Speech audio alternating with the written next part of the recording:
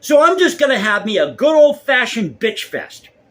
What do you say, folks? A good old-fashioned bitch fest. And I've got to bitch about YouTube. So here's the deal. YouTube took down one of my videos. And they're claiming that I violated their community guidelines by supposedly saying that the 2020 election was stolen,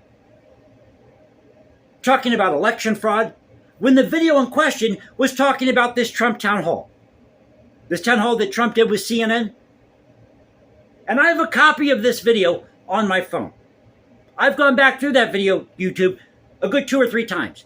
And nowhere in that video did I tell somebody to vote for this person or that person. Did I claim that the 2020 election was stolen? Now, yes, I talked about January 6th. Yes, I talked about Ashley Babbitt. Because those were questions that were brought up during this town hall. And yes, I talked about what I would have said if I were in Trump's shoes during that interview. That is called opinion. It's a form of free speech, protected by the First Amendment. And I want you who run YouTube to prove to me in the comment section below. Prove to me where in that video I violated your community guidelines. Now look, it'd be one thing if I put a video out there with explicit graphic content and I didn't label it properly for the audience, or I'm putting out a video there where I'm selling a product and defrauding people. That isn't the case here.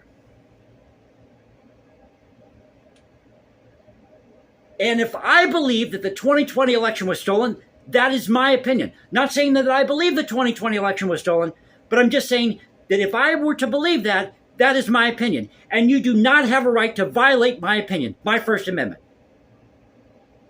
You may not agree with it, but I still have a right to my opinion. Free speech.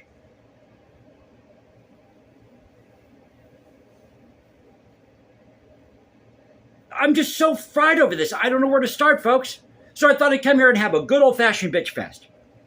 Because somebody's got to call YouTube out. And if you're going to go down this route, YouTube, of not wanting us to talk about the 2020 election or possible election fraud, you might as well take down these videos that Ben Shapiro has out there. Because today, he did an interview with Ron DeSantis. And what do you think was brought up during this interview? What Ron DeSantis would do if he were faced with this issue of possible election fraud, ballot stuffing, ballot harvesting. Go and check the tape. That was posted today here on YouTube. So Ben Shapiro can talk about that, but I can't talk about this town hall, bring up January 6th, what I would do if I were in Trump's shoes. And in that video, my video talking about this Trump town hall, I addressed Trump directly. I said, Trump, if you, not F you folks, but if you, the word you, pertaining to a particular person, I said, Trump, if you truly believe that the election was stolen, then this is what you need to do. Giving somebody advice is different than coming out there and saying that the 2020 election was stolen. But again, what does it matter to you? A person's opinion, YouTube, is your opinion. So take down all these videos regarding 2016. Because you had all these Democrats out there that were looting, they were rioting, they were burning things down. If you don't believe me, go look at the clips. They're right here on YouTube. YouTube. And for 4 years, they ran with the narrative. Can we call it a narrative? They ran with the narrative that the 2016 election was stolen because of Russian interference, Russian collusion. Oh, wait a minute. I didn't make that up. That came from the Democrat Party. By the way, I'm an independent gay voter. I also happen to have a Confederate battle flag. So are you now discriminating, YouTube, against somebody who's gay, against somebody who has a Confederate battle flag? Are you going to call me a white supremacist now?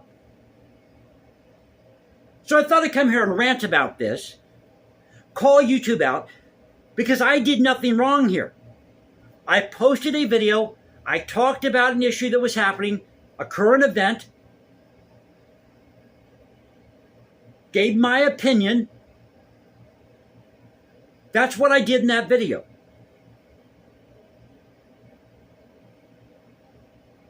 So I hope you enjoyed this video. If you did, you know what to do. You can also follow me at Instagram, #JasonComposes, because I write music in my spare time. And I don't want to end up like Shostakovich in Russia. And I'll ask this, as I've asked many times before. YouTube, do you want to end up like Shostakovich in Russia? Because Shostakovich, like other artists of the time, was being censored by the Soviet regime. The Soviet regime censored the music of people like Shostakovich, of writers, artists, poets, because they didn't like what they were writing about, what they were talking about. Do you want to end up like Shostakovich or these other artists under the Soviet regime? Ask yourself that question, those of you who run YouTube. And you can also find me at Twitter, Culture Confederacy, at Culture Confed what on Twitter. This is the Culture Confederacy saying peace out, stay safe everybody. God bless this thing called the United States. And you know how we do it here. This is where the past crashes with the present. I'll catch you next time. Y'all have a great weekend.